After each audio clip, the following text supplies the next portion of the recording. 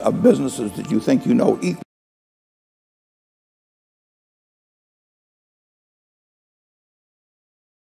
For tonight, where they're calling this.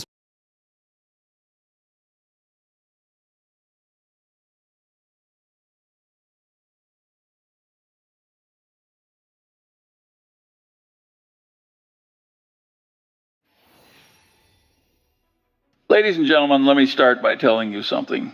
Most people never.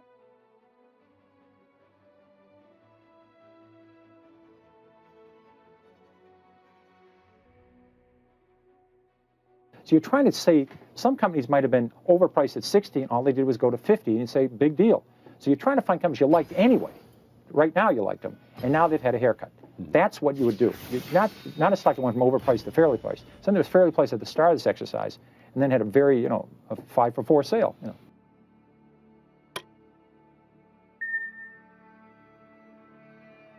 Lynch is highly regarded as one of Wall Street's legendary money managers. He ran Fidelity's Magellan Fund from 77 to 90.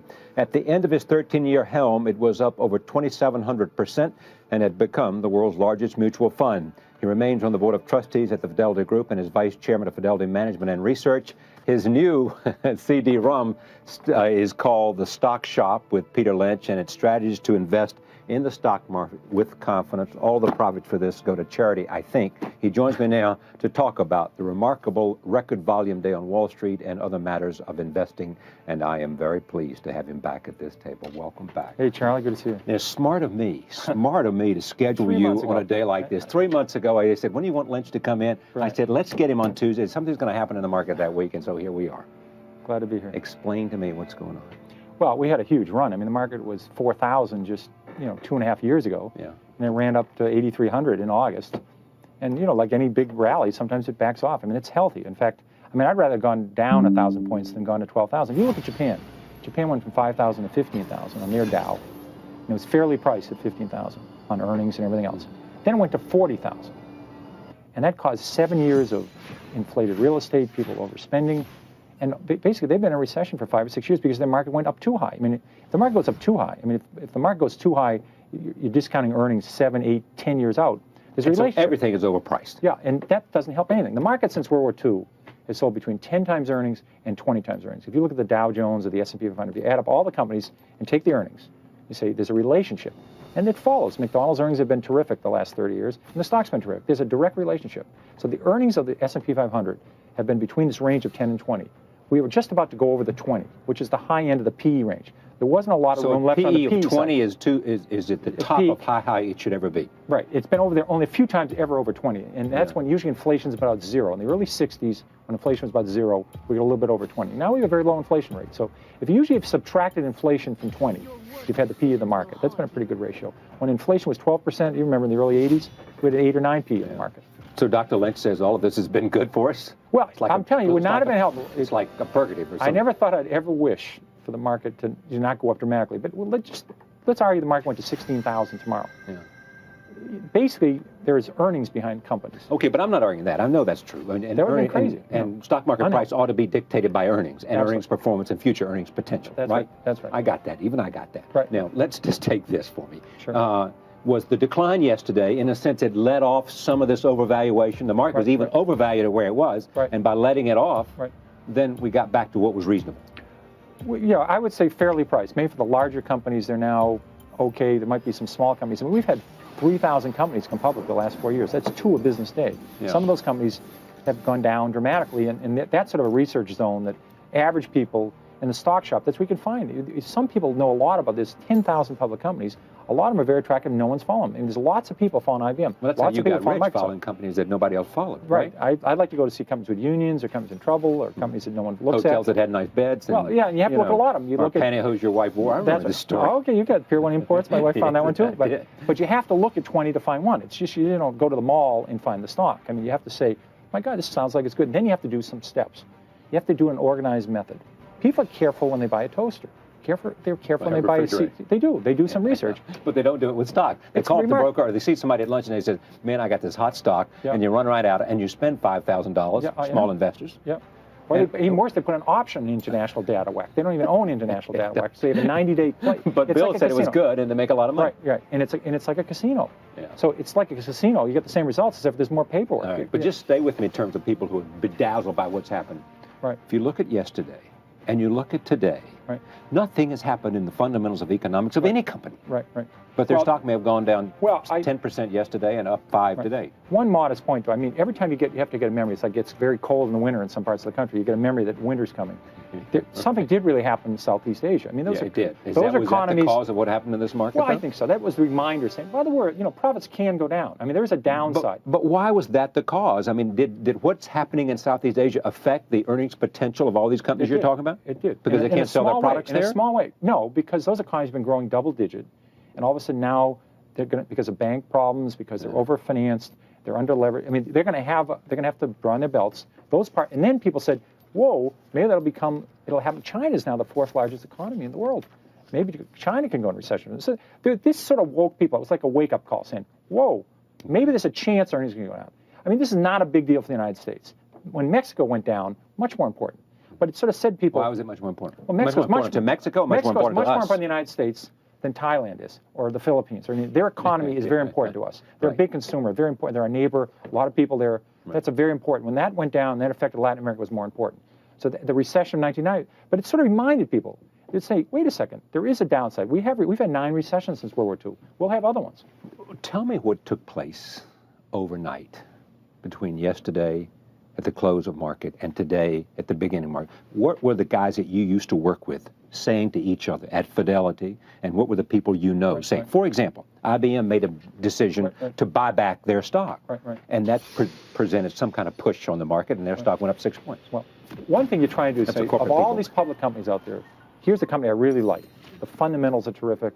Their earnings are doing well. Their competitors are doing poorly. I think this company's doing terrific. And all of a sudden, the stock might have gone from 40 to 30 because of this decline. That would say, wow, here's a chance to buy it. So you're trying to say some companies might have been overpriced at 60, and all they did was go to 50, and you say, big deal. So you're trying to find companies you liked anyway. Right now you liked them, and now they've had a haircut. That's what you would do. Not a stock that went from overpriced to fairly priced. Something that was fairly priced at the start of this exercise, and then had a very, a 5-for-4 sale. If you had been managing the Magellan Fund this morning, you would have been buying like crazy? I would have been researching like crazy. I would have been saying, which companies are the same story? Is there anything really happening? This is a non-event for them. They're still doing well. Even if we have a recession, there's nothing to do with them. And that's the kinds I would try to buy. But let's say if a company, just think of this as being, you say to yourself, I think this company's going to earn something in the future. If it's already discounting that, if it's selling at a huge multiple, you say, it has to work. And then it's only going to stay even. So you have to say to yourself, if I'm right, how much am I going to make? If I'm wrong, how much am I going to lose? That's the risk-reward ratio. In Stock Shop, we talk about, if I'm right, I hope I'm going to double, triple my money. If I'm wrong, maybe I'll lose 30, 40%. That's a favorable ratio. We say, if I'm right, the stock's not going to go up. It's already discounting terrific things. If discounting terrific things are already in the stock, I don't want to own it. Okay, so this morning you get up and you go in and you look at those companies that fit that you know something about. You have to have an edge. I mean, let's say the cement industry goes from crummy to semi-crummy to fairly good. The stocks are going north. You're going to make money. That's the industry you know. What if you know the publishing industry? Some people you have an edge. You work. I mean, what if you last 30 years you worked in the restaurant industry? You would have seen Taco Bell. You would have seen Sbarro's. You would have seen Pizza Hut. You would have seen Chili's. You would have seen these companies doing very well. You should have bought those instead of trying to buy biotechnology stocks you know nothing about. I mean, I know nothing about local area networking. A lot of people are buying this Cisco. They're buying the equipment, saying, we're going to route together all these peripherals and put together the servers. Well, but that's not a bad buy because they own a huge percentage of their market. You know, but they're saying only a few people have that much. My God, if it works for us, other people will try it, then colleges will try it, high schools will try it, then they'll go overseas. They knew they were early in the ball game. And they should have been buying that company instead of out buying something they don't know anything about, some oil drilling company. I mean, people have this tendency to always buy something they don't. All you need is a few. Charlie, all you need is a few good stocks. Yeah, but this is your song. This has been your song for a long time. No, only buy what you know. No, but people are waking up in the morning and say, there's 5,000 companies out there. Which one should I buy? The average person ought to be able to follow 4 or 5 companies. They ought to be able to lecture on. They understand the companies. And this forces you. This tool says to you right down the store. All right, but you keep saying this. The stock shop is what? What is it? This is a CD-ROM that you plug into your CD-ROM and play through your PC, and you come up with what? Well, also it's a data stream. You can update information on 5,000 or 6,000 companies right like that. You can get 10 years of financial data, 10 years of income statements, 10 years of inventory. So you can get updates in all these companies. But that's what you get on a Bloomberg terminal. No, but it's only right now. And it doesn't pick 50 data points. It doesn't go over 5 years. This, on the companies you want to look at, will give you all the information. Out of this? It costs $6.95 a month in addition, and you get a free trial. I see. You get a free trial. We get a cut rate deal, and you can also buy it. You can get it from Fidelity for special programs. But this is something. This will help you update it. So you can say, this is something I want to look at. I want to see what do the cash looks like. And if you don't understand what cash is, if you don't understand what debt is, I always said, let's say you're looking at companies that are doing poorly, that they're not doing very well. Why don't you buy the one that has $300 million in cash instead of the one that's almost bankrupt? I mean, a lot of companies are selling at $2 or $3 a share. They might be losing $10 million. That's a no-brainer, isn't it? But people don't do it. And well, they don't do it because they don't know how to do the research. Well, in this you these. can look up the balance sheet. Say, listen, they got $300 million in cash. They're losing $10 million a quarter. They'll be okay. This other company's got no cash, $700 million in debt. They're about to blow taps. But you're telling every small investor in America anyway they ought to invest in a mutual fund, aren't you? I'm telling you, you can do both. You could be investing in mutual funds, and occasionally you should be able to find a stock that's going to make a difference in your life.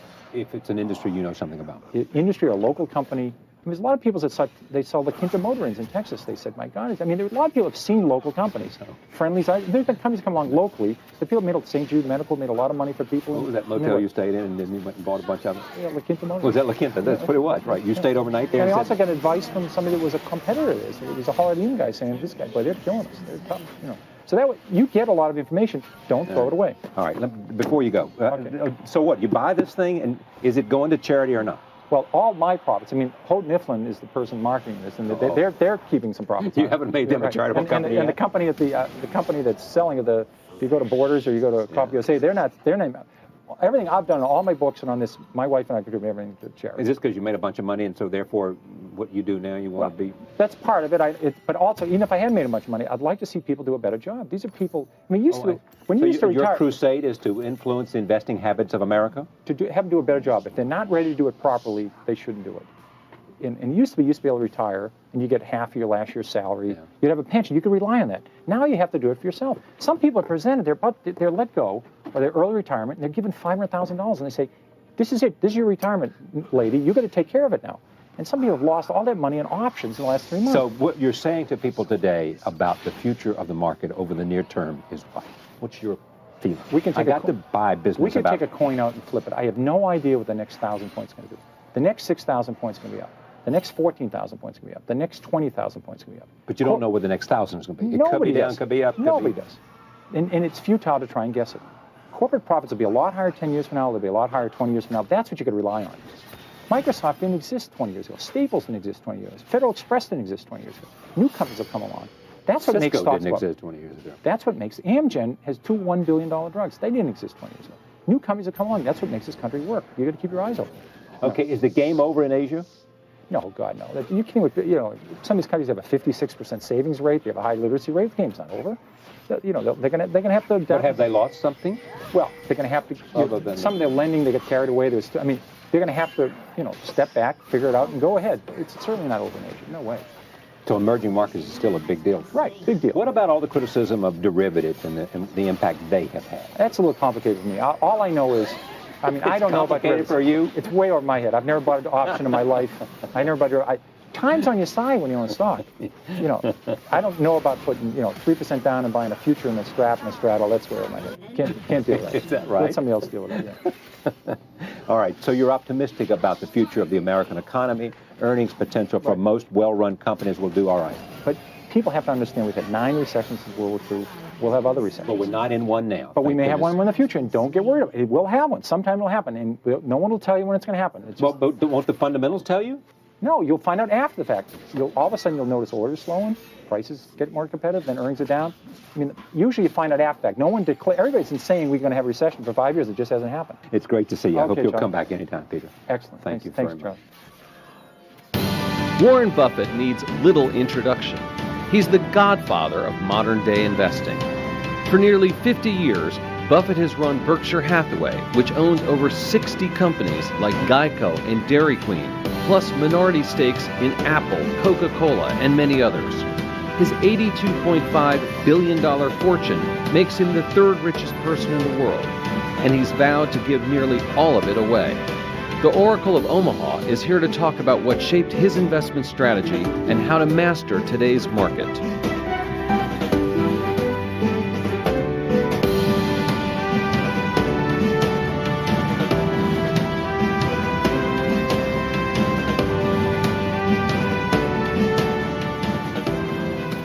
I'm Andy Serwer.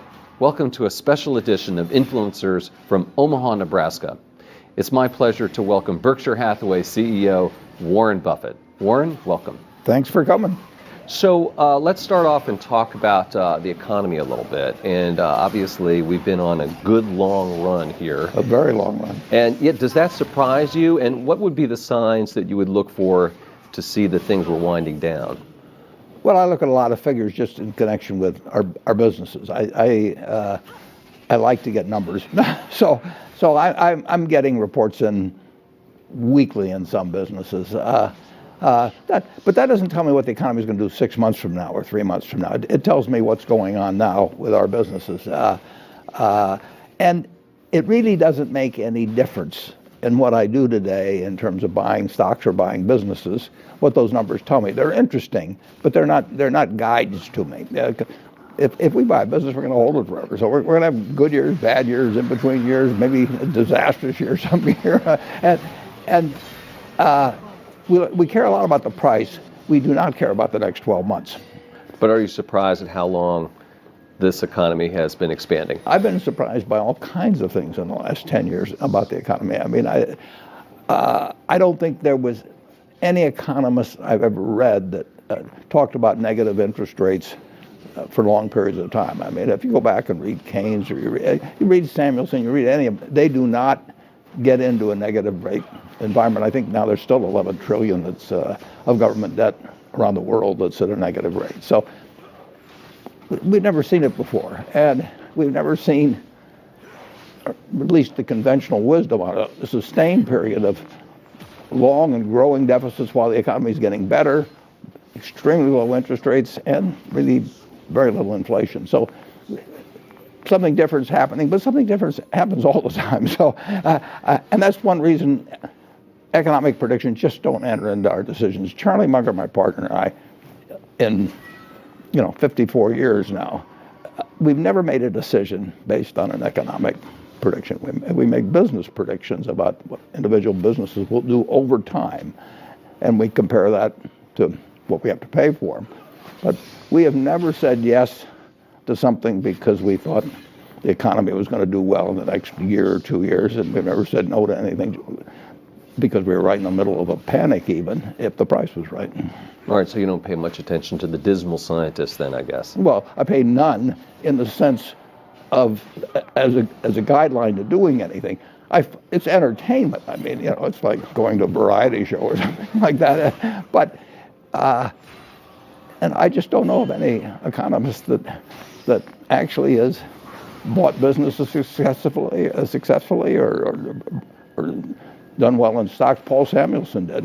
You may know he was a big shareholder of Berkshire, but it's they make guesses, and there's so many variables. I mean, in the hard sciences, you know that if an apple falls from a tree, that it isn't going to change over the centuries because of anything or political developments or 400 other variables that go in. But when you get into economics, there's so many variables, and the truth is, you've got to expect good times and bad times in business. And if you were to buy an auto dealership and you're, wherever you live locally, or a McDonald's franchise or anything like that, you wouldn't try and time the purchase. You'd try and make the right purchase at the right price, and you want to be sure you got a good business. But you wouldn't say, I'm going to buy it because growth this year is going to be 3% instead of 2.8% or something of the sort. Fair enough. You have over $100 billion of cash. Berkshire does that. Berkshire. No, I'm going to see how much you got. Maybe you do. Berkshire has over $100 billion in cash, and you say that you always want this company to be a fortress. So how much cash should an ordinary investor have on a percentage basis, do you think? It depends on their personal situation. if you're working in something where you're living off your paycheck from week to week, you want to have a little cash around, and you certainly don't want to have a credit card that's maxed out or anything like that. But if your house is paid off, if you don't have big living expenses, you got a portfolio of decent diversified businesses, you don't really need any cash. So you can be more cash-free than Berkshire is. Yeah, I've got responsibility. We've got insurance claims. We could have hurricanes that, would happen. All kinds of things where you might have to pay out billions of dollars. And I've got over 1 million people that own shares that are counting on me to run the place so we get through periods like that. But if I were retired, I had say $1 million portfolio of stocks that was paying me $30,000 a year in dividends or something of the sort, and my children had grown, the house was paid off and everything. I wouldn't worry too much about having a lot of cash around. Let's talk a little bit about Apple. Everyone always wants to talk about Apple, right? It's kind of the it stock, it company. You have a $45 billion stake, more or less. How closely do you follow the company? People are concerned they haven't really introduced any new products. Well, if you have to closely follow a company, you shouldn't own it. Really? No, if you buy a business, if you buy a farm, you go up and look, every couple of weeks to see how far the corn is up, and you worry too much about whether somebody says this is going to be a year of low prices because exports are being affected or anything like that. You buy a farm and you hold it for. I've got one farm that I bought in the 1980s, and my son runs it, but I've been there once. It doesn't grow faster if I go and stare at it. I can't cheer for it. More effort, or something like that. And I know there's going to be some years when prices are going to be good and some when the prices aren't going to be good. I know there's years when yields will be better than others. But I bought the farm, and it just doesn't. I don't care about economic predictions on it or anything of the sort. I do care that over the years it's well tended to, and in terms of rotating crops, and I hope yields get better, which they generally have. In fact, that farm 100 years ago would have probably produced 30 bushels, maybe 35 bushels of corn per acre, and now in a good year, it'd be 200. We've really made progress in this country. That's one reason commodity prices, if you go back a couple hundred years, they've moved so little, is because we've just gotten better and better at whether it's cotton or whether it's corn or soybeans or all kinds of things. And you and I have benefited from that. And so Apple is kind of like a farm. Well, it's a long-term investment, and if you own the best auto dealership in town, the best brand, and you had somebody good running it, you wouldn't drop by every day and say, how many people have come in today, or I think interest rates are going up a little, maybe it'll slow down our sales or anything. No, you buy it knowing there's 365 days a year, and you're going to own it for 20 years, so that's 7,300 days, and things are going to be different from day to day and year to year. You shouldn't buy it if the day-to-day stuff is important. Let's switch over to talk about buybacks, which is another hot topic these days. And you did a fair amount. If you look in the annual report, you can see that between December 13th and 24th, it looks like you guys bought back about $233 million worth of Berkshire, which was right near that particular stock market bottom. How did you know that? What was going through your mind? If I knew it, I'd have bought a lot more than 200. No, that's not a big purchase for us, actually. And now we will buy Berkshire when we have lots of excess cash. All the needs of the business are taken care of. We spent $14 billion on property, plant, and equipment last year, way more than depreciation. So we take care of the needs of the business. Then we have excess cash. And if we find we'd love to do is find other businesses to buy. But if I think the stock, and my partner Charlie Munger thinks the stock is selling below intrinsic business value, we will buy in stock. So it obviously was at that point. Well, we thought so, yeah.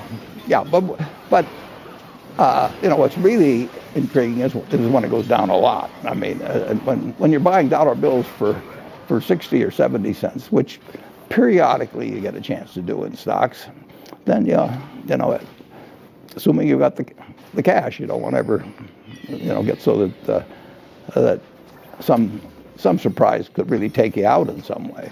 But if we've got excess cash, we'll buy it as fast as we can. But at that point, it would be more like a 2009 rather than just December of this past year. Exactly. Right. But it's, if you and I own a McDonald's franchise together and it's worth $1 million and you own 50% of it and you come to me and you say, I'll sell out for 400,000, I'll buy you out. If you say If you want to 600, buy mine, I'd be wary of that, but yeah, well, for well, just that reason. You should be, yeah. But if you want 600,000, Yeah. I'll just say, come back tomorrow. So just continuing about buybacks, Senator Schumer and Sanders want the government to weigh in to sort of legislate when companies can do buybacks. And then also there was a report recently about executives doing insider trading, it appears, around the times of buybacks. So are buybacks a kind of a problem? Well, you'll have some people that misbehave in respect to any activity. I mean, it really wouldn't have much to do with buybacks. I think buybacks, the degree to which they've been part of nefarious activity, and I've observed them for a lot of years, are very close to zero. But that just may be that there aren't enough opportunities. But that article did not. I didn't follow the conclusion on it. I mean, you're distributing money to shareholders. Essentially, you can do it by dividends, and presumably American business should distribute money to its owners occasionally. And we do it through buybacks. Or we've done some, and we don't do it through dividends. But most companies do it through having a dividend policy. And then if they have money beyond the needs of the business, then I think if their stock is underpriced, then it makes nothing but sense. Should the government tell companies when to do it, or at least mandate conditions where they can? Well, they do restrict you a little in terms of if you're some general rule of the SEC, if you're having some kind of, this isn't quite the right word, but manipulative activity or anything like that in the stock. But no, I don't think the government should decide your dividend policy. I don't even think they should direct your capital investments. They can make it enticing to make certain kinds of capital investments, which they do with renewable energy, for example. I mean, the government has interest in fostering certain developments in this country over time, and they do. There used to be a special oil depletion allowance, 50 years ago and so on. That was more politics than it was governmental policy, but certainly renewables are a prime example of that. But the idea of directing whether you are entitled to return cash to shareholders and the manner in which you do it, I don't think really makes a lot of sense. The 2020 election is going to be upon us before we know it. And I know that you had some nice things to say about Mike Bloomberg, but it appears he is not going to be running now. Yeah, it's hard to win with just the billionaire vote. Yeah. You would have your vote and a few others. That's funny. But I admire him enormously. I wish he had run. I want to be very clear on that. President Trump was a business executive. So 2 questions. Is a business executive the right kind of person to be president? And what characteristics do you look for a president that you would support? Well, I think a business executive can be the right person, but I don't think that because they're a business executive that you give them extra points. And number one, I want a president that wakes up every morning and realizes that the greatest threat to a country which has got all kinds of things going for it are weapons of mass destruction, and that we live in a world where people, organizations, and occasionally countries could have people that would like to wipe out a large percentage of the American people, or maybe other countries as well, and that you now have capabilities which I always thought until recently I classified as nuclear, chemical, and biological, but I think you have to add cyber now. If you have some evil genius someplace that for crazy reasons, just like happened with anthrax back, who knows what motivates somebody that starts sending anthrax out in my letters. And if you have somebody that thinks that it'd be great to send a false alarm to the Russians and to the U.S. that the other side was launching or something of the sort, it's a very, very dangerous world. It's a wonderful world, but it has dangers now that started in August of 1945, and when Einstein said, this changes everything in the world except how men think. So I want a president that has that same filter, that all of these other things are important, but protecting the country and reducing the chance of successful use of weapons of mass destruction against us is the number one job. And I think most of the presidents, I've talked to a couple of them about it over the years, and I really think that they do realize that they may get lost in the events of every day as they go along. And then beyond that, I want a president that has two objectives with the economy. One is to make sure that this marvelous goose we have keeps laying more golden eggs. And then I want a president that also feels that if GDP is $60,000 per capita in the United States, that nobody should get left behind. We've got a market system that works marvelously in turning out more goods and services, better ones, year after year. Done it all through my life. Would you ever talk to a candidate and say, hey, what do you think about these three things? Well, they'll tell me what I want to hear. So I want to hear what they tell people who disagree with them on the subject. I always like to ask a candidate, they usually finesse me some way or another, but I say, what are you for that the majority of your followers are against? I know you really believe in that, and that's really the test, but I'm not sure that, except under some kind of sodium pentothal or something, you're going to get a great answer to that question. That's great, but that's the question you ask the presidential candidates or presidents that you would speak to. If I really want to get, and that's why Bernie Sanders was so successful. I mean, 90% of the people who voted for Bernie Sanders had probably not heard of him 2 years earlier, but they felt they knew exactly what he would do. I mean, they felt he was authentic, and if you asked him, what he was for that most people might be against, he would tell you it. A few questions about Kraft Heinz. Was that a mistake? Well, we'll find out over time. But we did pay too much, in my view, for Kraft. We didn't pay too much for Heinz. So when we started out, it was originally a non-public partnership between us, but we did pay too much, in my view, for Kraft. And there's not much you can do about things if you pay too much.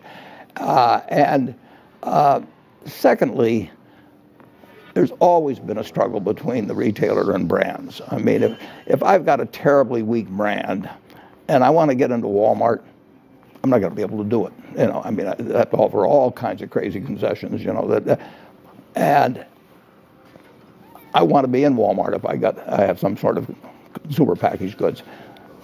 The negotiation is way different if you have something essential versus non-essential. 10 years ago, Costco tried to get rid of Coca-Cola. Costco's got terrific loyalty among customers, and their own Kirkland brand is a $39 billion brand now, and it moves from category to category, and they only started in 1992. So they know brands, and but in the end, they put Coca-Cola back in. If it had been Royal Crown Cola, they wouldn't have had to put it back in. So there's always that struggle between the brands. I mean, and there always will be. But the retailers net, it has been moving in their direction,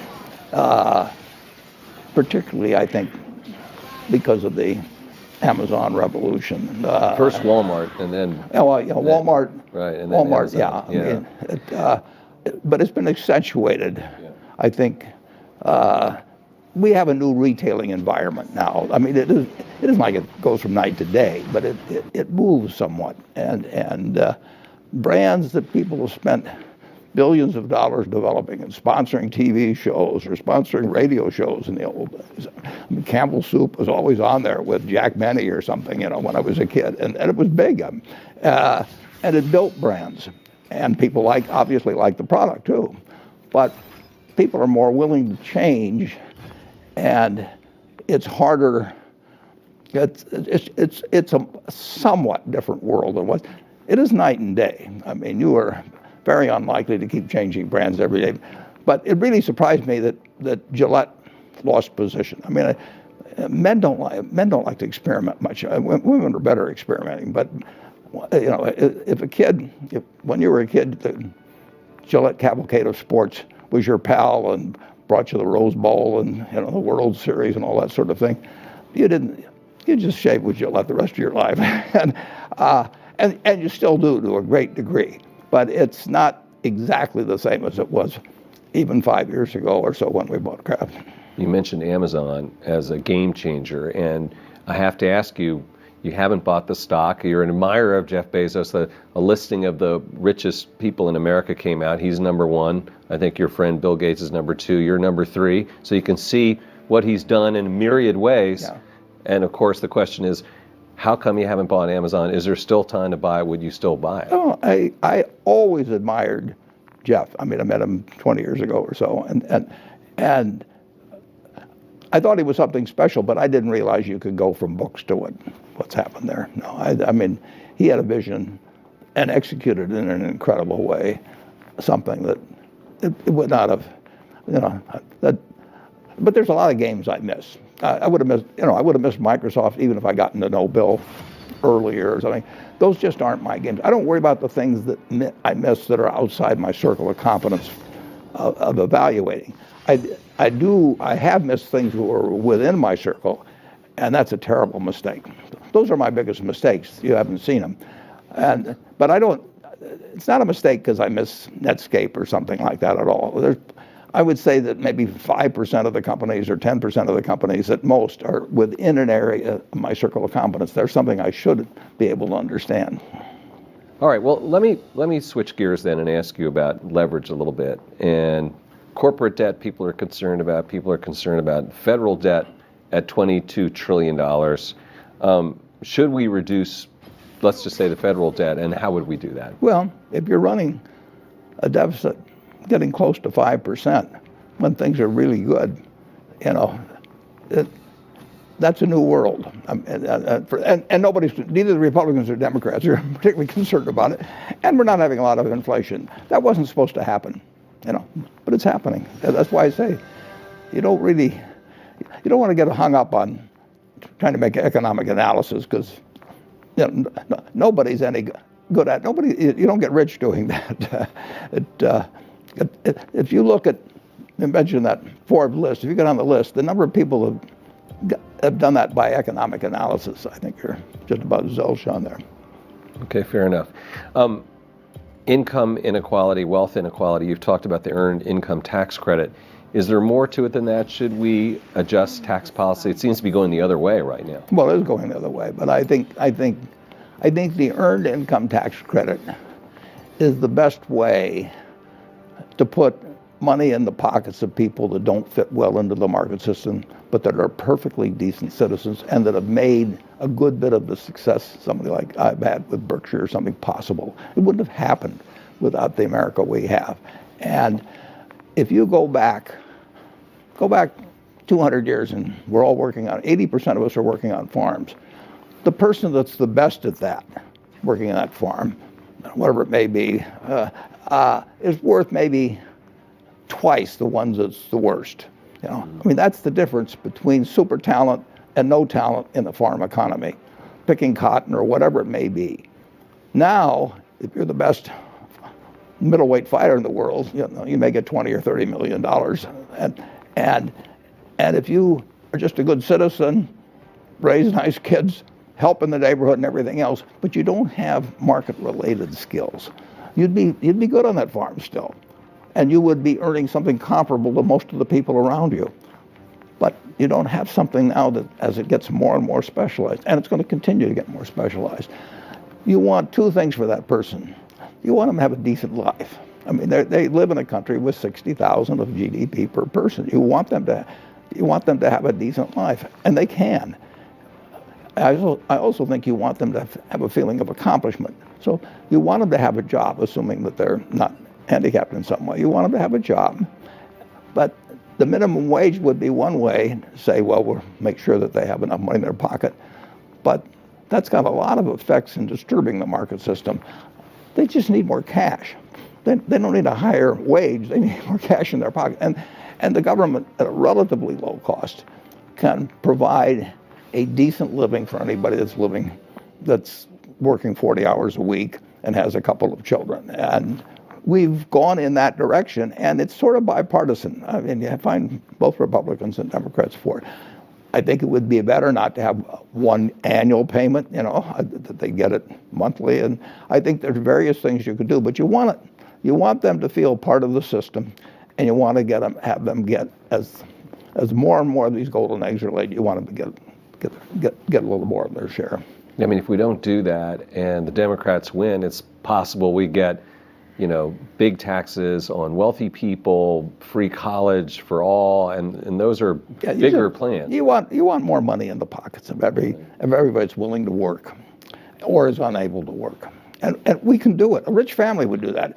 If I had 6 or 7 kids and I had some business I wanted to pass on, you'd pick the most able person to run it because that's the market system to do that. But you'd make sure that all 7 of the family participated. You'd give more to the one that didn't. You might give more to the one that kept producing the golden eggs. You would, but you wouldn't just say to the the one at the lowest end, who might be the best kid of all in most respects. He's the one that shares with everybody and does all kinds of things. And you wouldn't say to that him or her that too bad, but that's just the way the market system works. That, go have your spouse get a job and look for housing someplace. Right. Why don't we do an update about the healthcare initiative, which now the company has a name. Yeah, Haven. Was that your idea? No. Sometimes I didn't worry about a name. We could have gone on as a no-name operation for 10 years, as far as I'm concerned. No, that is.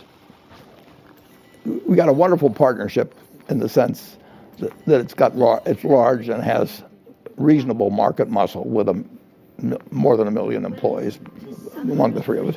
We've got 3 CEOs that can make things get done in organizations that are so big that normally they wouldn't get very bureaucratic. If you tried to do this with many big companies, you'd have legal weighing in and public relations weighing in. We don't have any of that stuff.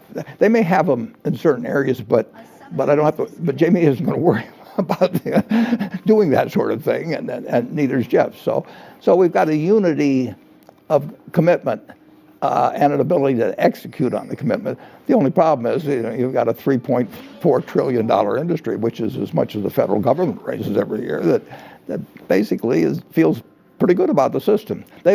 As we went around talking to people to find a leader for the group, for example, everybody says, the system, it turns out very good medicine, but you can't go from 5% of GDP to 18, without really making you less competitive, among other things in the world. So everybody thought the system needed some adjustment, just not their part of the system. And that's very human. I'd do the same thing, I'm sure, if I was in the same place. So there's an enormous resistance to change, while a similar acknowledgement that change will be needed. And of course, if the private sector doesn't supply that over a period of time, people will say then, we give up, we got to turn this over to government, which will probably be even worse. How often do you talk to Jamie and Jeff about it? I know Todd Combs, I think, is your point person. Todd really does all the work at our budget. If this works, give Todd 100% of the credit from the Berkshire standpoint. Does Haven have to buy companies to gain expertise? And what do you? No, I don't. What is the plan? I mean, how do you? The plan is to support a very, very, very good thinker on this subject who is a practicing physician and who commands the respect of the medical community to, in effect, figure out some way so that we can deliver even better care and have people feel better about their care too. I mean, they have to perceive that they're receiving better care over time and stop the march upward of cost relative to the country's output. We've got this incredible economic machine, but we shouldn't be spending 18% when other countries are doing something pretty comparable in terms of doctors per capita, hospital beds per capita, and all that. The very top stuff in medicine, I think, is very much concentrated in this country, and that's great. I want us to be the leader, but I just don't. I think we're paying a price. If we're paying 7 extra points of GDP, that's 1.4 trillion a year.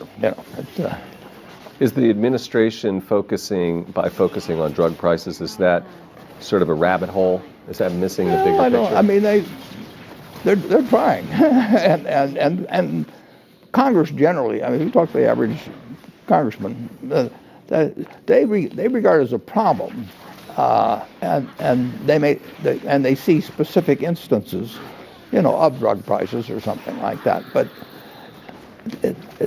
it's a big problem to change. I mean, the trouble is it intersects in so many ways, and that's why we've got Gawande heading it, and we've got 3 big-sized organizations backing him.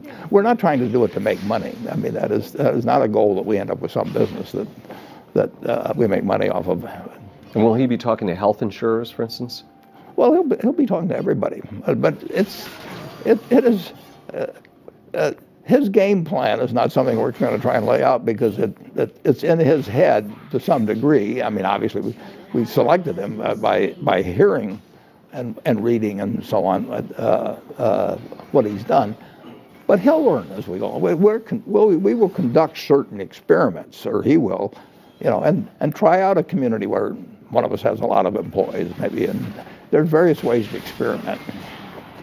Shifting gears, where do you find things like that Abe Lincoln tail and leg quotes? I mean, do you read Bartlett's book of quotations? No, I don't find read, these things? but probably 50 years ago I looked at a few Bartlett's quotations, but I read a lot, and you just remember these things and apply well, them? if you're 88 years old, I mean, you ought to remember something. Oh, you don't remember what happened yesterday, but you remember the old stuff.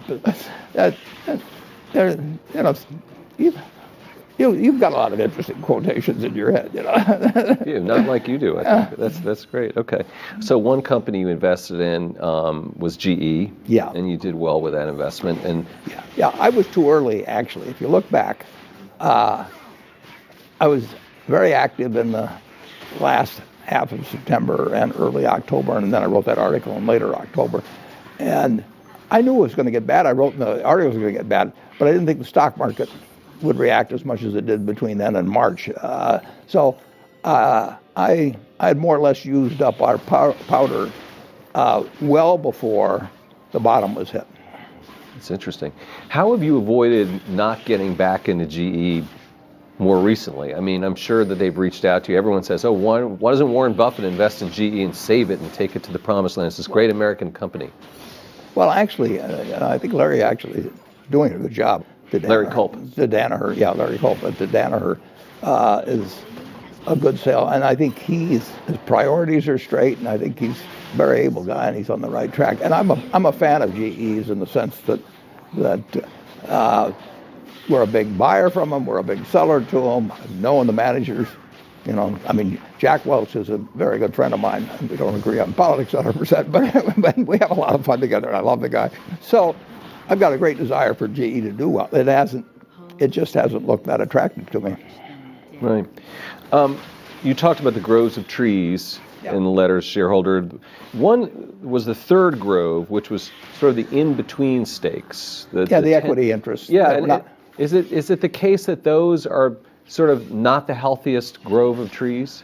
And why would that be? No, those Pilot Flying J is they're companies that under GAAP accounting we have to record under an equity method. We own more than 20%, but we don't control them, and so it's treated under GAAP accounting as a special category, and it didn't fit well in the other grove, so I had to make it a separate grove by itself.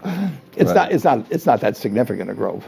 You say that the sum of Berkshire has a greater valuation than the parts. That is true. Did you ever try to calculate that? How much is that? Well, it depends on circumstances. I mean, there's sometimes when the float from insurance can be very valuable. There's sometimes when the ability to use production tax credits, we'll say, in the utility business, but have them on our as part of our consolidated return helps. But that varies a lot. But it is a plus, and we can move capital Well, take a business like See's Candy, which we bought 40 odd years ago. It's a wonderful little business. It throws off capital. We've tried 50 different ways to expand geographically, do all kinds of things. It doesn't work. And we'll try it again and it won't work. But we can move that capital to help buy the NSF Railroad or do all kinds of other things. So we've got a seamless and tax efficient way of moving capital where it's needed. And we've got some companies that really chew up capital, and we got others that kick it off, and we can move it from one pot. If you try to do that with your investments, you incur some taxes as you go along doing it, and it's less efficient than what we've got. You talked a lot about the tax cuts and the benefits to Berkshire. You didn't really get into the costs of the tax cut, which surprised me a little bit. What are there costs? I mean, is it just free money? Well, it makes a difference. The tax cut we get, for example, with our utilities, as I mentioned in the report, that goes to the customers. That's just the nature of utility regulation. But net, we were a significant beneficiary from the tax cut. I mean, basically, let's just say we had one class of stock. We got two, but stock. You and I own a business together, and we think we own all the stock. But the truth is, before the tax cut, the government had a 35% share of the stock on income. Now, it didn't have a share of the assets, but it had a share of the income. And if it wanted to change it to 40, it could have changed it, but fortunately it changed it to 21.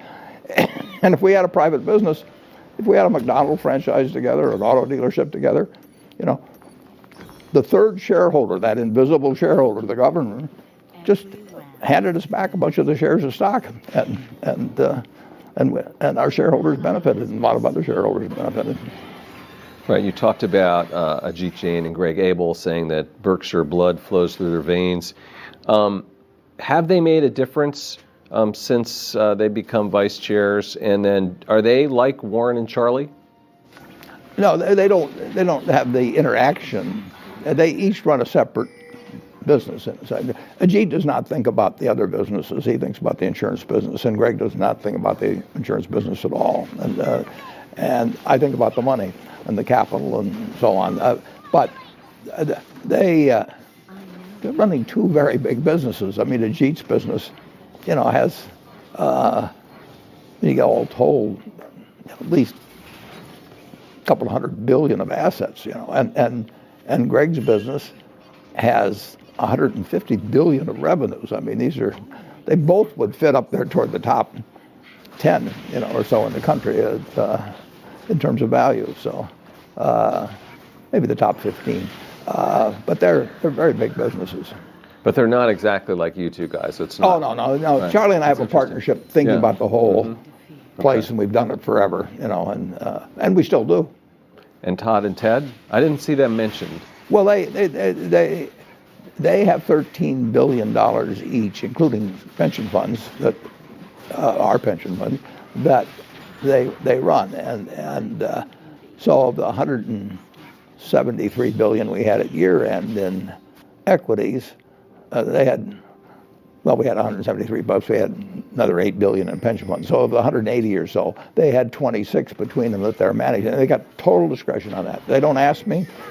At the month end, I look and see what they did. They don't do much. They don't do a lot of trading or anything. But I look to see what changes they made.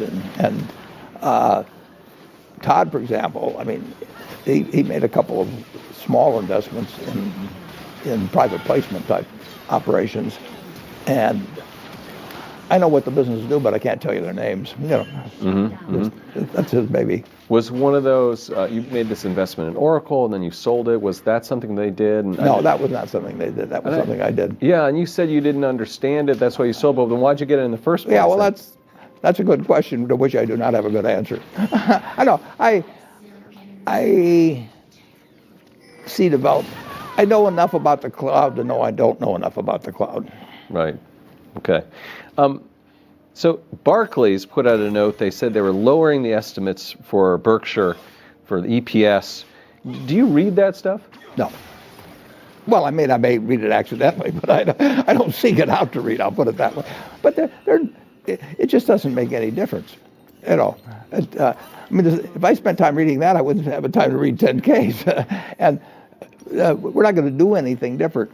I don't know what we're going to earn. As I put in the annual report, and I really think this is unique, I mean, we do not prepare financial statements monthly for Berkshire.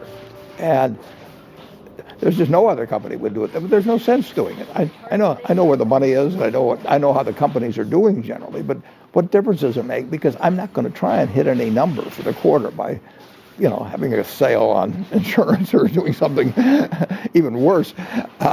So and Charlie, I mean, he knows where we stand, and we know what businesses are doing well, which aren't, and we certainly know where the money is. Another one, UBS survey of Berkshire investors says the 5 most important things to them are succession, investment performance, M&A opportunities, share repurchase, insurance margins.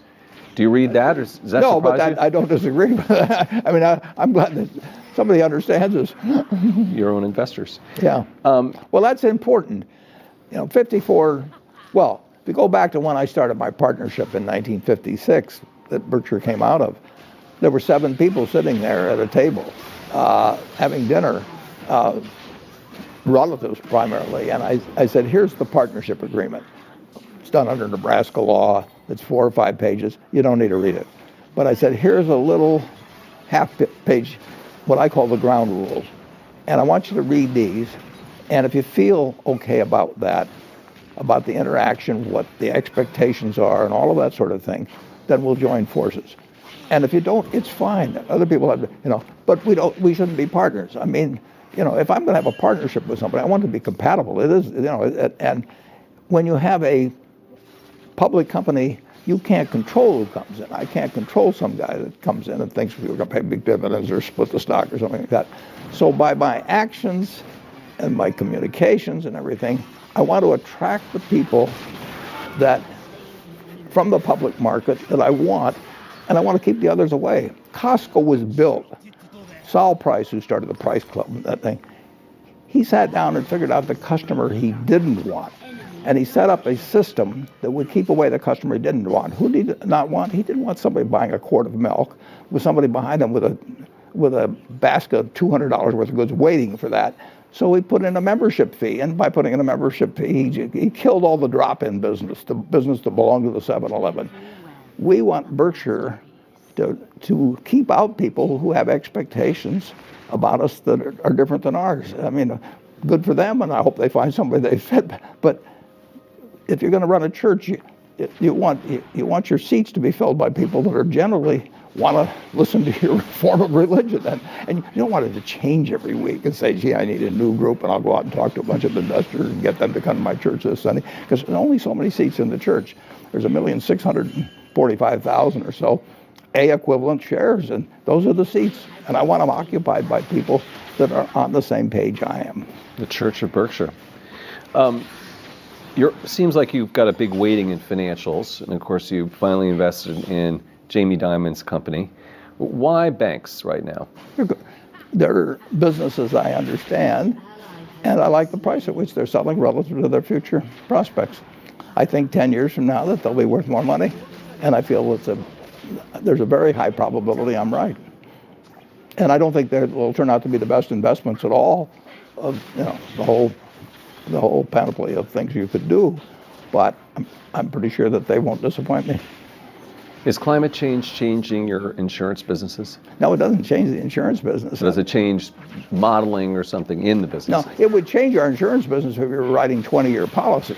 I mean, if there was something that changed life mortality adversely to the interests of the life insurance company, you're stuck with a policy for 20 years if you write the life insurance policy, and it's, you'll keep paying your premiums if it's adverse to me. That's what's happened in long-term care insurance, for example.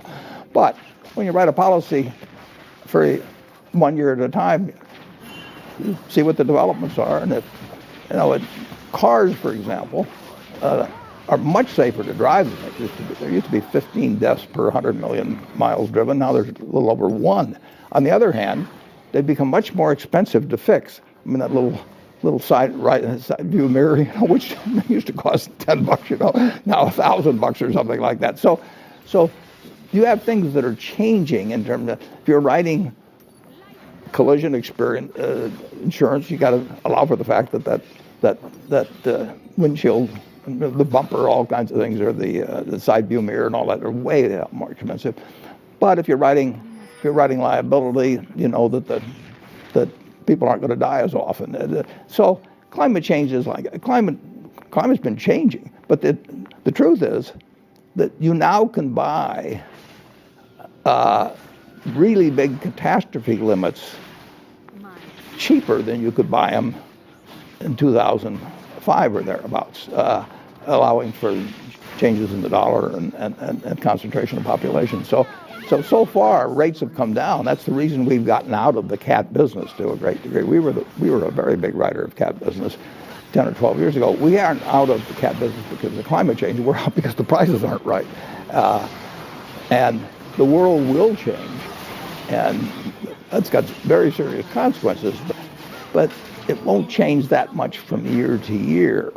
That, we've done very well during a period of some climate change. You've talked about technology advancing faster than our ability to understand it. And I'm wondering if social media and Facebook and Google and Russian trolls coming in, and is that maybe an example of that? Or are you still worried about that problem? Well, I think cyber poses real risks to humanity, forgetting about the problem of even misinformation. I'm just thinking of, we have railroads running over 22,000 miles of track, and some of them are carrying ammonia, and some of them are carrying, chlorine and things. We have to carry them. We have no choice about that. We're required by law to carry them. And I would rather do that in a non-cyber world than a cyber world. And there are all kinds of things. The problem about something like cyber is that it's moving, and it's just unpredictable whether you'll get some crazy guy like stuck the anthrax in what they can do becomes magnified. I mean, when you saw what 19 guys did, non-9/11. I mean, the tools in the hands, or potentially in the hands, of either crazy individuals, crazy groups, or even a few crazy governments, are really something. And we don't necessarily know what all the tools they have are, and that is moving all the time. I mean, again, Einstein said, I know not with what weapons World War III will be fought, but World War IV will be fought with sticks and stones. I mean, it's a dangerous world. I don't know if you've been following this, Warren, but what do you think of Elon Musk's behavior as a CEO? Well, I think it has room for improvement. Now, he and he would say the same thing. I mean, it's just some people have a talent for interesting quotes, and others have a little bit more of a blocker up there that says this can get me in a problem. But he's a remarkable guy. But I just don't see the necessity to communicate. I think I've got 7 tweets because a friend of mine signed me up for it, and she's called me about 100 times saying, can I tweet this or that? And I've said yes to her 7 times, I guess, or something like that. I've never actually written one myself. I don't even know how to do it. Have you talked to Elon ever? He joined the Giving Pledge, so once or twice, but that's a lot of years ago. 7 or 8 years ago. He hasn't come to our annual gathering, so I haven't seen him for 7 or 8 years. So let's talk about this trade war that's been going on a little bit with China. And I guess I'd like to ask you, do you think that Donald Trump was right in calling out the Chinese government and basically putting them on notice? I won't have any comment on that. In terms of political activity, I don't put my citizenship in a blind trust. So when the election comes around, I'll do something. On the other hand, people will interpret things I say about any president, as to some extent coming from Berkshire, and they don't come from Berkshire. I'm just an individual, so I think I'm glad to talk about China, but I can't talk to you about that part of it. Fair enough. I mean, do you think there was room for improvement then in terms of the trade relationship between China and the United States? Well, I think that China and the United States absolutely are destined to be the superpowers, beyond my great-grandchildren lives, and will always be competitors, and will be competitors in business, will be competitors in ideas, all kinds of ways. And there's no other way it would be.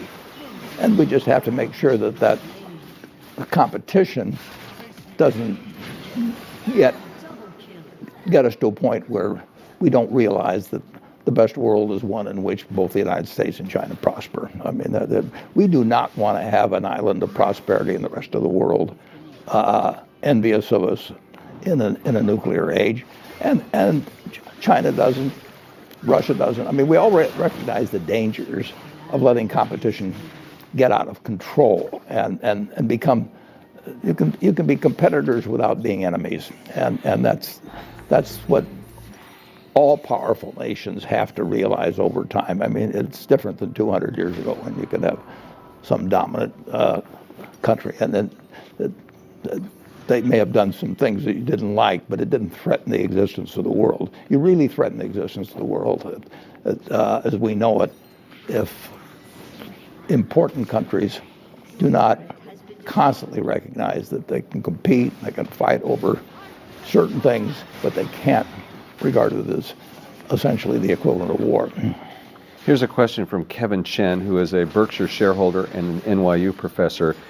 And he says, and this is sort of along the lines of what you were just saying, Warren, but do you think that U.S. and China will be able to resolve their differences, or are conflicts unavoidable? Well, I don't think conflicts are unavoidable, but I think it has to be active thinking on the part of every hugely powerful country. And Russia is hugely powerful. I mean, 90% of the nuclear arms in the world are between U.S. and Russia. So they have to recognize that the best world for them is one where they don't try and grab all the apples, basically. And we have to recognize that. And we can't, in the United States, we can't think that either our ideas run the world, or we start getting aggressive about things, and China can't think that, and Russia can't think that, and that's obvious. You just have to make things. You got to be sure things don't escalate. You have World War I, with an archduke. I mean, you get these. You can get chance incidents, and you really want to. I asked one of the presidents one time, in terms of what he would do if he awakened in the middle of the night with somebody coming to him and saying, absolutely, somebody else has launched, and would you launch on that? And you've got 10 minutes to decide. And I wouldn't want to have that responsibility, but you want to make sure you don't get to that point. Right.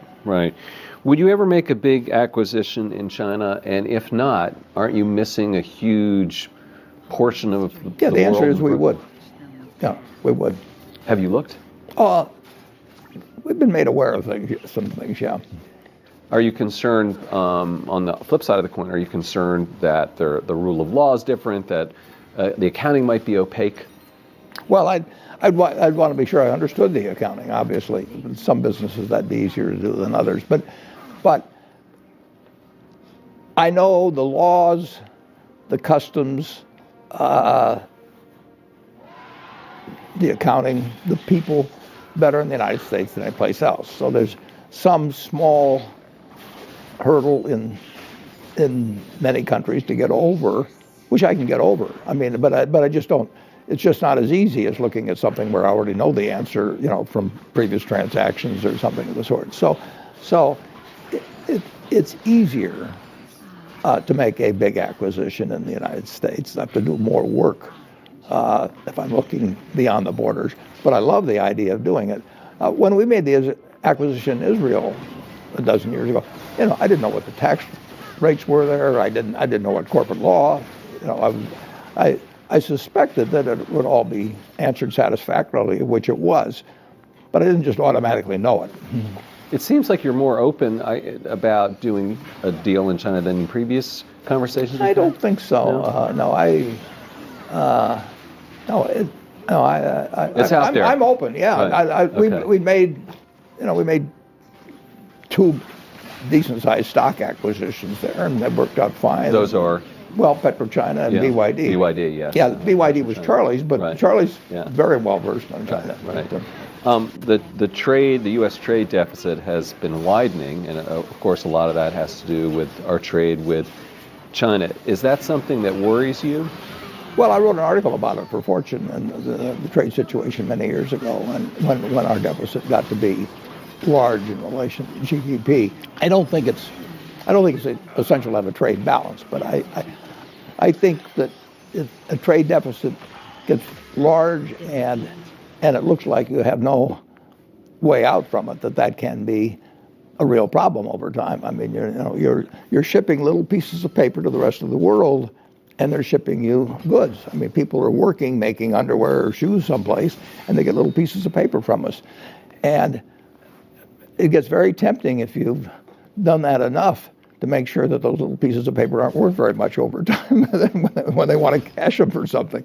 So and you don't want to have, we don't have any problem running trade deficits, but if we ran really large ones and we sort of worked ourselves into a box where we didn't really have a solution to get the numbers down, it could be a problem. And I wrote about it one time, but it's kind of a nice thing, actually. I mean, wouldn't you like to have something where you just send out little pieces of paper and somebody keep supplying you with your food or your, whatever. I'm living it. Yeah, right, exactly. Yeah, we call them credit cards in the United States. Exactly. Yes. Okay. And last question. China is facing its slowest growth in nearly 3 decades. The leadership there lowered the targets, I think, to around 6.5%, 6%. Are you concerned about this slowing growth and the impact on global markets? Well, I don't worry about it in terms of global markets. I mean, China's going to grow a lot over time. I mean, when you think of what's happened, well, this is 1949 or whatever, but there's been nothing really like it. I mean, you had 20% of the world's population at that time, perhaps, really hadn't remotely achieve their potential. I mean, they had the intellectual capacity, they had a decent soil, all kinds of things. I mean, and what's happened there almost is beyond belief. And that game's not over, but we've had incredible developments in the United States. I mean, real GDP per capita is 6 times what it was the day I was born in the United States. 6 times. And we thought we were a pretty developed country then and everything. No, my parents wouldn't have believed it. I mean, they would have thought, that this kid has really got it made. I make more in the United States, and it was true. I mean, we had this tailwind, and China's had a hurricane behind it, in recent decades. In a good way. Absolutely. Because you were comparing it to the tailwind of the hurricane at your back. At their back, and they have found a way of life that is dramatically different than existed for the billion. There was a billion then, maybe a billion, 2 or 3, whatever it is now, and they have changed a country really of size. I don't think there's ever been anything like it. We've done it too, but it took somewhat longer. I mean, it was a more stretched out. It was a remarkable period, but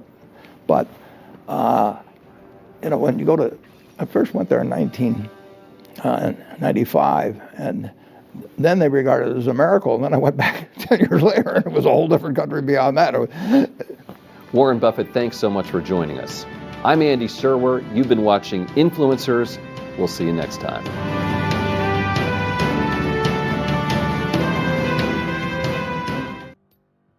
Very happy to be here with Jack Bogle in the headquarters of Bogle Research Center right here in your office in Valley Forge, Pennsylvania. And Jack, it's so great to be able to sit down and spend last time we ran on about an hour and 15 minutes, I think. So I probably won't try to keep you that long, but it's great to see you again and have a chance to talk to you about what's going on with Vanguard and your work. Well, there's a lot going on. It's a real delight to see you again. and to salute you on the work you're doing for the investors out there. We were saying at lunch, and we'll start out with give you an opportunity to try and manage an ego, which is difficult for all of us as human beings. Well, not for me, but for everybody else. Well, I don't think that there is anyone in finance that has either had as big of an impact or as beneficial an impact on the world in history than the work that you've done and the work that Vanguard's done. I mean, if you want numbers, you know the numbers better than anyone, but $3.5 trillion under management, the lowest fees really by far in the category, a completely transparent set of tools and solutions that really teach somebody the principles of how to make money and how to think intelligently about investment. Who else has delivered that to that scale in finance in history? Well, I mean, I guess I'd say not very many people, but for a very definite reason. And that is most people in this business are trying to make money for themselves rather than for their shareholders. And so they're not focused on giving the shareholder the best break.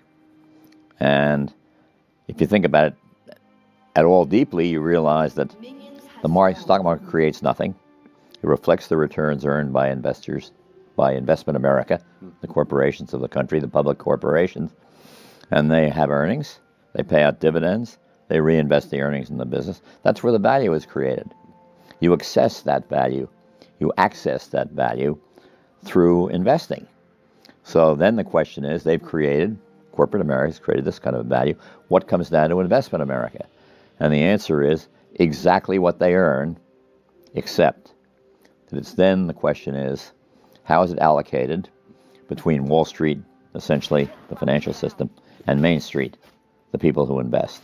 And the allocation to Wall Street is the objective of this business because everybody is in Wall Street. And what we should be doing is working, and what we have been doing here at Vanguard, is putting the investor first and innovating for the investor and not for ourselves. And trying to keep costs as low as we can, which is rock bottom. That's been the idea from the very beginning of Vanguard, because a mutual company doesn't have a private owner out there, or a public owner. And so we have no one to serve but the shareholder. Can you think of an analogy in the business world or anywhere in life for the index fund and for the way that Vanguard approaches business? For somebody who's watching this and is very new to finance, is there a food business, or is there a leader, or is there a concept inside or outside of business that you think is a nice analogy for Vanguard and the index fund? I don't think there really is. And the reason is that capitalism is about creating capital for the capitalist, if that's not too many capitals in one sentence. And they know they have to provide value. Adam Smith, 1776. The sole role of the producer is to serve the consumer. And in this business, it's dollars and cents. The more one gets, the less the other gets. And in an innovative company, you can create more and more value. You can reduce prices, but you're always making money yourself. That's what capitalism is, the incentive to get rich, if you will. And, I'm doing fine, but I don't own Vanguard. I've never owned a share of Vanguard. But I've been paid a nice salary, a decent salary, and a nice bonus when I was running the place.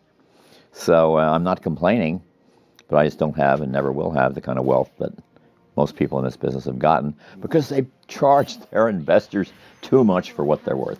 Can you really make it very clear what the mutual structure is for Vanguard? Just for somebody who doesn't understand it, is this a not-for-profit? Is it is it a collective? How's it set up?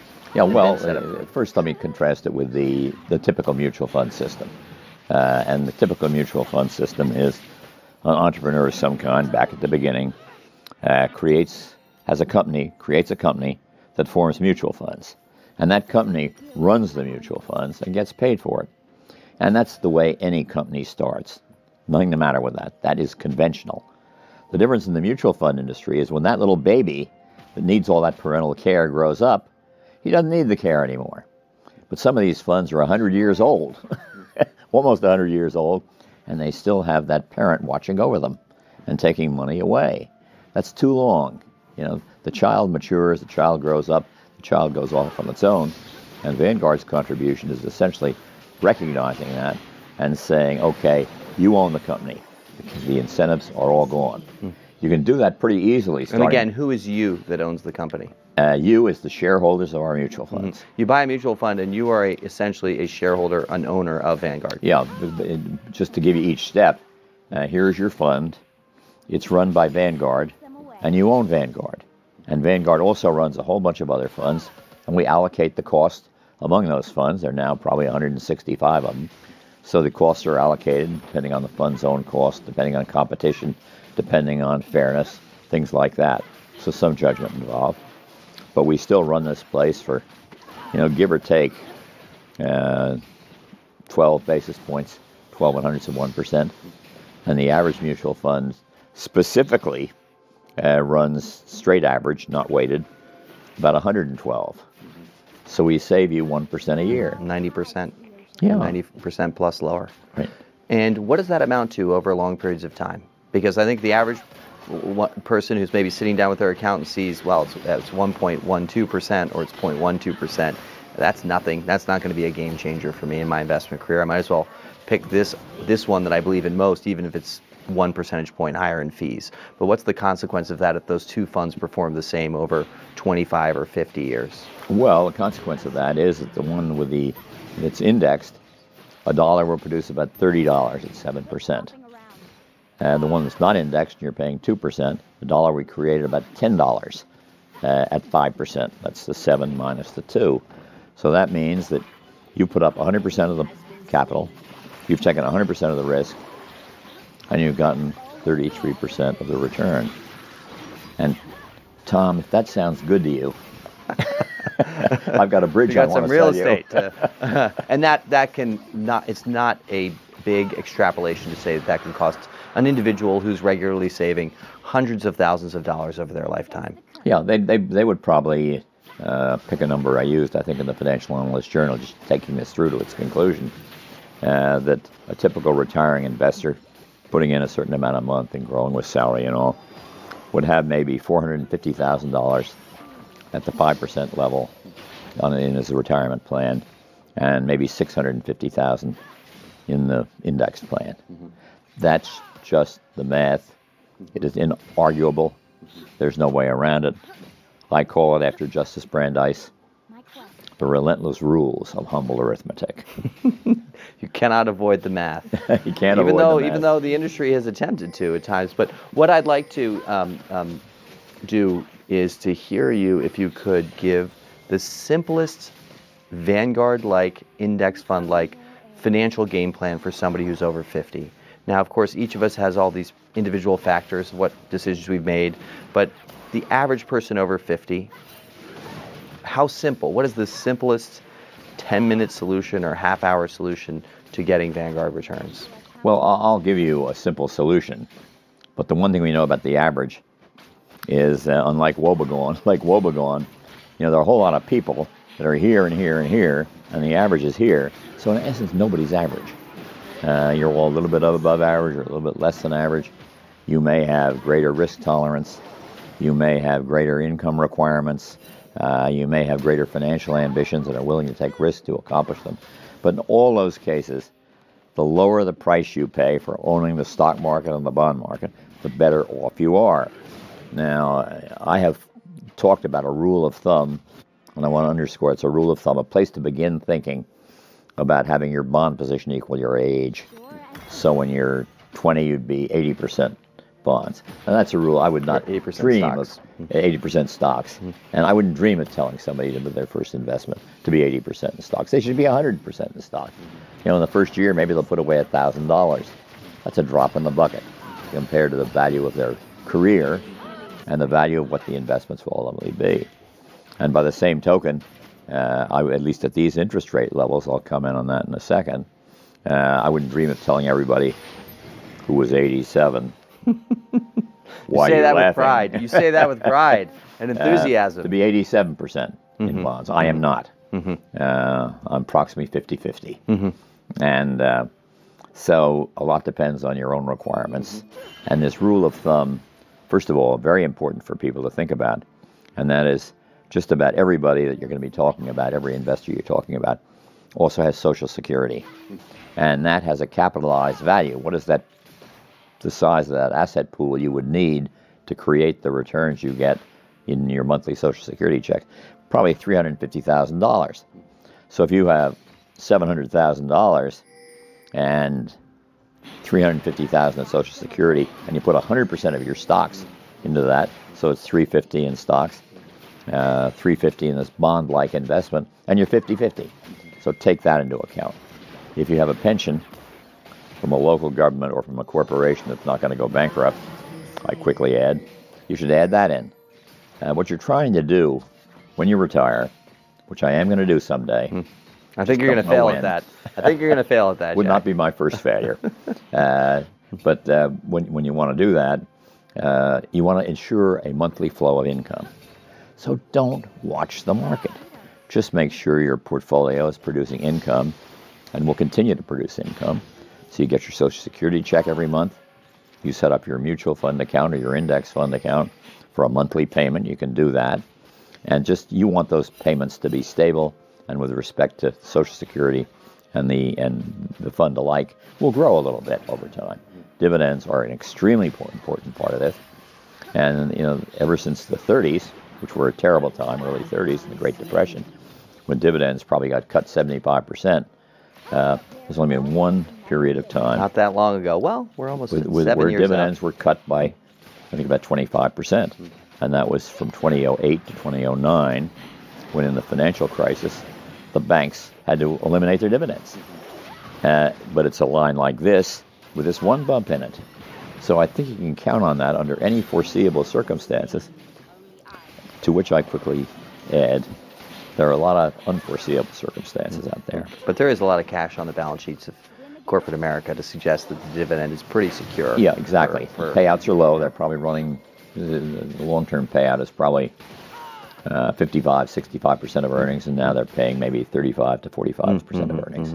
I want to go back to something you mentioned a minute or two ago about the importance of fees and really looking at what you're paying for that return that's being created by corporate America or corporations around the world, and then the fee that is the one interruption for you to actually getting that return. Would you suggest then that somebody who's going through and evaluating a mutual fund to purchase, and there are sites and services like Morningstar and others that have all of the ratings and reviews, and they tell you about the manager and all the rest, would you say that the best thing that someone could do would be to remove all of those factors and just rank them by fee and buy the ones that have the lowest fee? If you could do that without looking at anything else, obviously you'd end up with a number of Vanguard funds because your fees are average 0.12%. But is that a better methodology than the average person is using to pick a mutual fund? Well, I'm tempted to say, and will say, ask Morningstar. They say that their sophisticated rating system works almost as well as simply rating the funds by cost. Wow. So they have entered the confessional booth with characteristics. This has been happening for you over one decade after another. Which next financial provider is going to enter the confessional booth? Well, the problem with that is this industry is run for the managers. They're the ones that put up the capital to start the management company. There's the ones that sell out to financial conglomerates. And today, we have among the 50 largest mutual fund groups, we have one mutual fund company. That would be Vanguard. We started the company 42 years ago, and Vanguard meant leader in a new trend. And we have failed as a leader.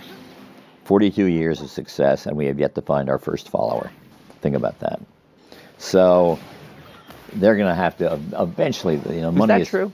I mean, we were talking before about BlackRock. Isn't every fund company out there putting an index fund out there? Don't you have everyone following you? Well, BlackRock has been able to do it. No, specifically. The ETF, exchange-traded fund business, is basically BlackRock, Vanguard, and State Street, and then it totally dwindles off. The traditional index fund business, the kind I started back in 1975, underwriting in 1976, is Vanguard has 80% of that market. Fidelity, struggling along, has 10%, and 3 or 4 other firms do the remaining 10%. So, and people hide it. For example, T. Rowe Price has some index funds. They're very good, but they charge 0.25% a year plus 0.25% compared to 5/100ths of 1%. You could say they're overcharging the investor by 20 basis points, and I would say that's a way of looking at it. But what it really says is, if it's all the same to you, give us your active management business and don't buy our index funds, because they make more money at that. This is capitalism at work, as I've said before. Isn't there a company that maybe is analogous, not perfectly to the zero sum that you outlined for finance, in a company like Costco? When I think of Costco, I think that's the closest thing that I associate with Vanguard in business. Sure, well, we use Costco, my wife does. You pay the flat annual subscription, and then everything else is marked down to... But they still are a public company that wants to make money. And there's nothing the matter with that. I just try to get this through people's heads. There's nothing the matter with doing that. The problem is, in the financial business, value and cost are reverse sides of the same coin.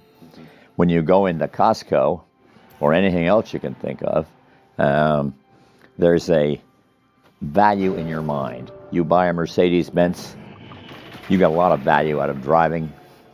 Now, I don't know why anybody would get any great pleasure out of that, but maybe it's pride. Maybe they think Mercedes-Benz is a new star somewhere in the sky. I don't know. But you can't directly associate the cost with the value. But in the mutual fund business, it's how the returns are divided up between the marketplace and the investor.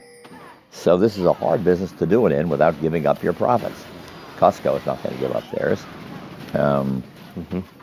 That's the power of the mutual structure. Nor is Target, which is my family name for Target. A couple principles of investing questions. Warren Buffett at some point has said, it turns out to be true of Motley Fool data as well. Warren Buffett has said that if he had never sold a stock since he was 11 years old, he would be a lot wealthier, and Berkshire Hathaway shareholders would be a lot better off. We looked at all of our investment results of the Motley Fool. If we had never recommended a sale, the overall net returns would be better, particularly if you factor in capital gains taxes and the time and energy and emotion of trying to figure out when to sell something and buy something else. Does that align with how you think at Vanguard? Do you think the best thing that somebody could do if they came in at 25 years old to their first Vanguard account in their 401k or in an IRA, if they just bought and said, well, you know, I saw this interview and Jack said I should just never sell that, no matter what happens out there in the world, just keep adding money and never sell is a good principle? Sure, that's right. Now you want to be sure you're on a broad-based index fund, and I would say traditional index fund. You can buy a Vanguard ETF, exchange-traded fund, for the S&P 500. It's part of the same identical portfolio, the 500 portfolio we have here, which is largely owned by traditional index fund holders, and to a smaller extent, maybe 20%, owned by exchange-traded fund. Same product, more or less the same price. And if you hang on to it, it doesn't matter which you do. So you hang on, and I'll give you one little example. The lawyer for the underwriters in our initial underwriting in 1976, one of the greatest flops in the history of Wall Street. The underwriting or the lawyer? The lawyer. No, the underwriting, excuse me. Good question. And we had a 40th anniversary lunch the other day, and not too many of them left. They don't seem to be quite as hardy as you know who. And he said he bought 1,000 shares. He wanted this tragic underwriting, tiny. It was like an $11 million $11 million take, and what were the expectations? What he said was, we were sure we could do 250 million, and then we got a pretty good chance at 200 million. It looks like 150 million is in the bag, and if we reach just a little bit more strongly, we'll get to 100 million, and 50 million ought to be duck soup.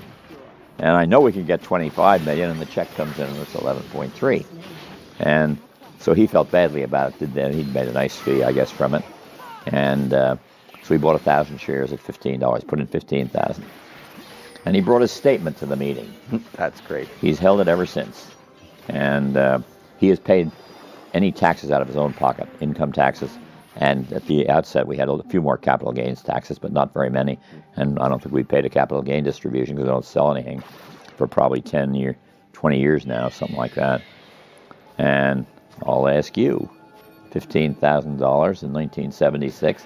What does he have today? Okay. I'm going to say that he has $15,000. I know you're supposed to be asking the questions. I'll say he has 106,000. Well, what a great guess. I'm way off. Darn it. No, of course I'm way off. I'm not even close. No, $903,000. Yes. Yeah. $903,000. Yeah. We're going to edit that out. Edit your part out. Keep I'm going my to part say in. 900, give or take 3. Yeah, that's Brilliant. The best guess I've ever heard. Well, I remember reading about Shelby Davis. I don't know whether you knew Shelby Davis Sr. or He's a big giver to Princeton University. Okay, yes, okay, your alma mater. Insurance stocks. And yes, he had started with 50,000, and he came up with the principle: I should never sell, because the worst thing you can do is lose a huge winner. Yeah. Saving yourself from losses is minus 100 at worst, and that's rare. But if you miss the huge, great long-term winners, and he turned $50,000, and he did 24% a year. Of course, he used margin. But he died with $900 million from that 45 years later. So Well, I feel really sorry for him. Think about it. It could have been $1 billion. Exactly. Got so close. What about risk? How do you assess risk? If we're now saying, oh, put your money in, let it ride, add to it over time, start with 15,000, you find yourself 40 years later, you're going to have $900,000 or something approximating that, depending on how the overall market does in the next 40 years. But what about larger risks? What risk could reasonably threaten that in the next 40 years? Or are you telling your grandchildren in their 20s now, just go with this game plan? Well, I do for my grandchildren. They can change it when they get there. They don't really know how much money I put away for them over all these years. And I always put in a balanced index fund. 60% S&P 500, or total stock market, I should say, and 60% total bond market. 40%. You said last time we talked that anyone watching could put all of their money into that one fund and make it their sole investment throughout life. Now, it's conservative, and it protects you against your emotions, because when the market goes way down, stock market goes way down, the bond market actually usually goes up a little bit under that circumstance. So investors have behavioral problems, and they panic if their account goes down 50%. An account like this probably goes down 32 or 3%. So you don't get exposed to the worst of it. There's no question that a 100% stock portfolio will do better in the long run. I mean, that's just the numbers. Stocks will return over the long run, not every 25-year period, but probably 3 out of 4. Stocks will return more than bonds. They will be the highest returning investment because they have a higher risk. Now, what is risk? Let me tell you what it is not. It is not volatility. We use volatility to measure risk. If the market goes up, let me say, or down 25%, and you own the market, that's what you do. If you want to reduce the volatility in a balanced fund, you maybe go up or down 15%. And if you want to get an extremely aggressive fund, maybe up and down 40%. But it's symmetrical and fairly symmetrical. And so that's a way of measuring, but it's a short-term thing. In the long term, the risk is you may lose one hell of a lot of money. If you started buying stocks in 1919 or 1920 or 1918, you were doing fine through 1929, and then you lost 90% of your money in an all-stock portfolio. And it took you another 15 years to get back to even or something. Yeah, actually a little more than, just about right, 15 years, in mid-40s. And so those kind of risks are big risks. And the risks that we can't measure, there are risks that come from things like, what is the probability that our society will collapse? What is the probability that with all the undercurrents that are going on in American society between the haves and have-nots, and the haves, the superior, larger races and the minorities, those gaps are very wide, and I'm deeply concerned that we may get in some real trouble, and that's why I describe myself as so conservative that I'm liberal. I want to protect our society, and therefore I want to protect those segments of society that haven't been treated fairly to the best of our ability. And then there are the known risks, like nuclear war, worldwide disease, plague kind of thing, religious uprisings, the things that we know about and worry about today. And then, as my fellow Princetonian Secretary of Defense Donald Rumsfeld says, those are the known unknowns. And what about the unknowns? And of course, since they're unknown, we can't comment on about that. But none of those unknown unknowns or none of those big risks cause you to change your investment approach, I guess, because the assumption is if the market goes down 90% on the Bogle family portfolios, that there are so many other problems in the world, it's probably not going to be a make or break thing for you that your stock portfolio is. Well, no, as a wise man once said, if there's nuclear war, it won't matter a hell of a lot whether you own stocks or bonds. It's gone. Society is gone. It's frightening to think about. And I think that given the enormity of these kind of risks that I've described and the unknown risks that we really don't know, we don't know what they are, which is kind of frightening. But invest you must. As I've said to people, probably on television or interviews kind of thing, the one way to assure that the value of your retirement plan is zero is to not invest a penny. And zero is guaranteed. So you have to put your money to work. In the extreme circumstance, even cash is not going to help you. It's not going to be any good if the nuclear bombs start going off. It's a frightening, fragile world that we live in. So you can sit and worry about it every day. And, in certain respects, if you like to worry, it's a good thing to worry about. But you kind of have to get on with your game, prepare for the future, and hope that those extreme risks don't come home to roost. I want to give you 3 one-liners that I've heard from investors in the last 6 months, 6 years since we started The Motley Fool. Throughout life, you'll hear lines like this, and I'd like your quick reaction to each of them. Stock market is just a big gambling machine, and it's probably rigged too, so I don't invest. In the short term, the stock market is a casino. That's correct. In the long run, it is not a casino. It's a machine for compounding interest and returns, which, as Einstein said, is the greatest miracle in financial history. I tried to convince Daniel Kahneman, the Nobel Prize winner, that the market is more predictable in the long term, and he wasn't really buying it or having Well, it all like everything else, it all depends. The idea that what is totally unpredictable in the short run is more predictable in the long run is a little insane when you think about it. But there are internal dynamics to the market that will prevail as long as the nature of our society prevails. And that is corporations serving consumers, serving corporations, serving government will make money. And if they innovate, if they become more efficient, if they have a lot of entrepreneurship on their side, if they're technologically well qualified, even leaders, they will do fine. But there's always that big if that hangs over it. And any investor that disregards that big if is making a big mistake. I mean, I think about it, but do I crawl into a hole and take my money with me, such as it may be? I'd be more worried about someone digging up the grave and taking it away from me while I'm lying down there. Next one is, when it comes to investing, I just give my money to my friend Frank over at Name Your Big Wall Street Bank. I don't really know what they're doing, but is such a friendly person. I'm sure that they're taking care of my finances for me. I mean, a huge number of people don't want to deal with this subject. It's like dentistry for them. And if they can outsource dentistry, they're going to be very happy to do so. And they turn to their college friend or friend of a friend who happens to work at a big firm and has been trained to be very friendly with them. And they're just going to hand their money and say, please don't lose it, Frank, and I trust you. Look at the numbers. How is Frank doing for you? How has he done for his other clients? Why is he trading all the time? Because that's good for him and not good for you. So you should basically, this is not a personal matter about finding a friend. As they say in Washington, you know this, Tom, if you want a friend in Washington, get a dog. And you wouldn't do this with your dog, and I don't think you should do it with your friend either. These are honest people by and large.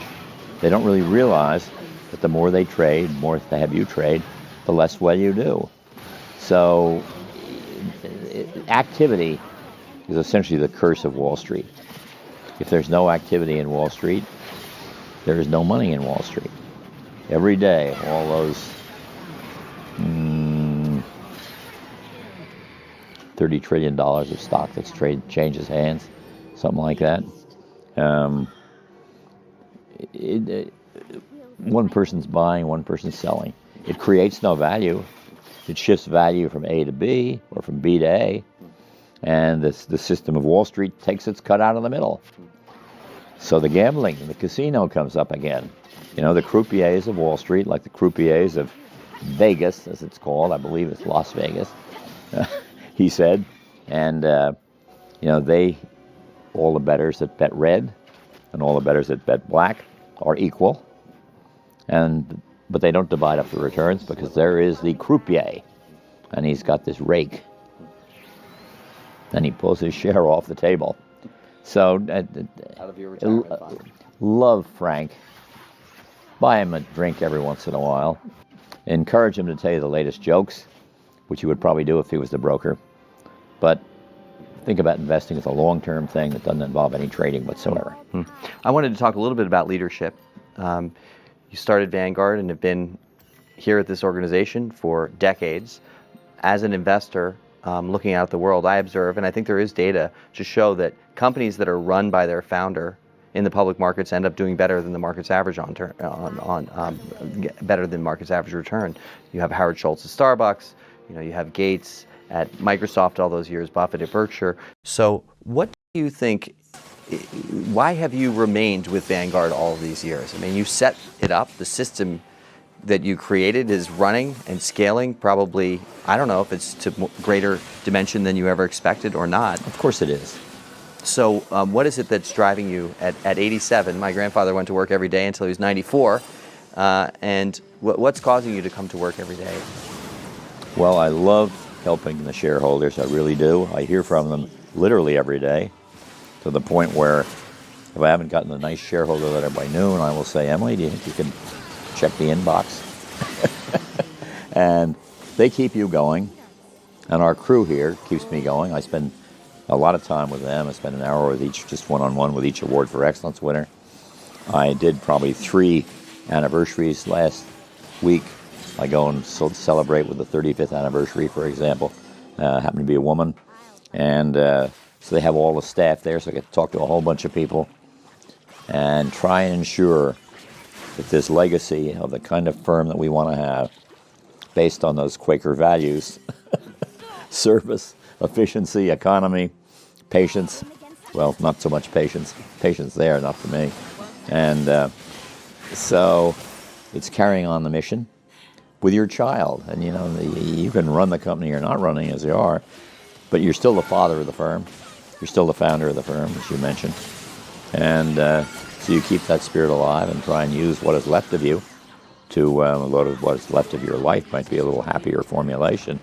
To help the people you've been helping all these years. And, you know, I'm not starving to death. I mean, I haven't built up a nice little amount of capital. It'd be embarrassment to tell you what it was.